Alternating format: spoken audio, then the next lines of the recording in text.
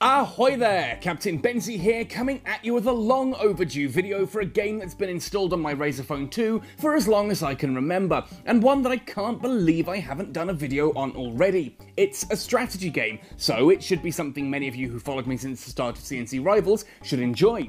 I am, as you must have realised from the title and thumbnail of course, talking about the Battle of Polytopia. Now before we jump in, if you enjoy this video, please do let me know by hitting like on it, and consider subscribing to this channel if you haven't already, for all things mobile gaming. You can let me know what kind of content you'd like to see me make in future, whether it's more about this game or something else completely different, by commenting down below or by coming and finding me on the different social media channels listed along the bottom of your screen now. Alright, that's said and done, let's jump right into talking about the Battle of Polytopia. If CNC Rivals is a distilled down mobile version of a PC real-time strategy game, then Polytopia is that same distilled down mobile treatment, but for empire building games like Age of Empires or Civilization. The basic premise is simple. You are the leader of one of several tribes vying for control of an isometric square of land drifting through the endless void of space, and it's your job to oversee the development and expansion of your empire. There are two game modes available, the classic leaderboard-based point scoring system of how prosperous can your empire get in 30 turns, or a more aggressive, who will be the last empire standing variant that has no turn limit. Now, we're going to be focusing on the classic mode for this video, but it's worth noting that the variant is there. It's possible to play the game solo, of course, versus the computer, but the game also has the option for multiplayer, either against random players online or, amazingly, against local opponents using Bluetooth. This is absolutely something I wish that more games did. It's a brilliant use of mobile technology and great for playing games against mates on long journeys. Also, it's worth noting that the game unusually can be played in both landscape and portrait modes without any loss of functionality. Obviously, landscape works better for this video, so that's what I'm showcasing, but I do actually usually play this one in portrait. Anyways, Polytopia matches begin with each civilization having one city and one intrepid unit to go exploring. Different civilizations have different starting traits. For example, the Jinji are reminiscent of feudal Japan, and start with the ability to climb mountains, which allows them to quickly scout the area around them, and gives quicker access to the meditation skill.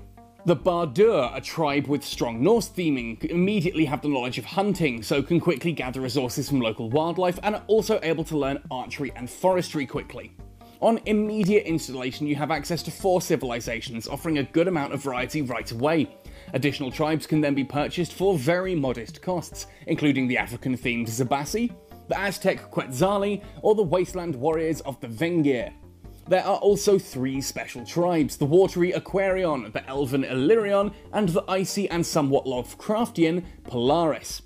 These cost a little more than the others, but do drastically change how the game is played, with entirely different tech trees and units. As the game progresses, you earn star resources from each city within your empire. These stars are used to purchase new units, to explore the world, or to take to war against neighbouring empires, or they're used to unlock new knowledge from the skill tree. The bigger the city, the more stars it feeds you each turn, and you can use stars to gather resources to increase the population of a city.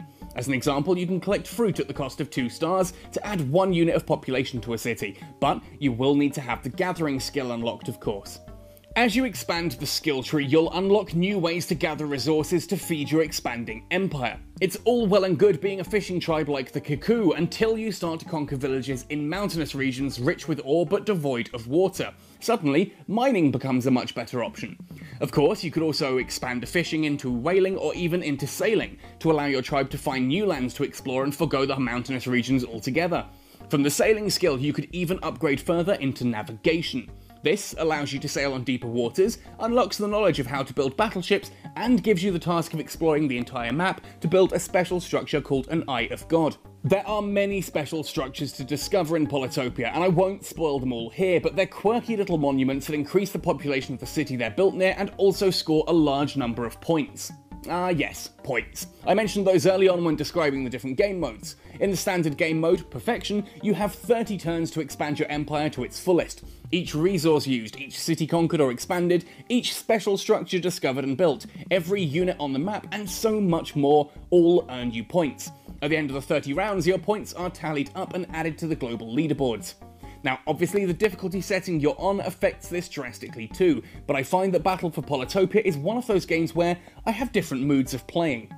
Sometimes I'll load the game up and spend an evening carefully concocting the perfect civilization to climb the leaderboards. Other times I like to relax and unwind on easy mode.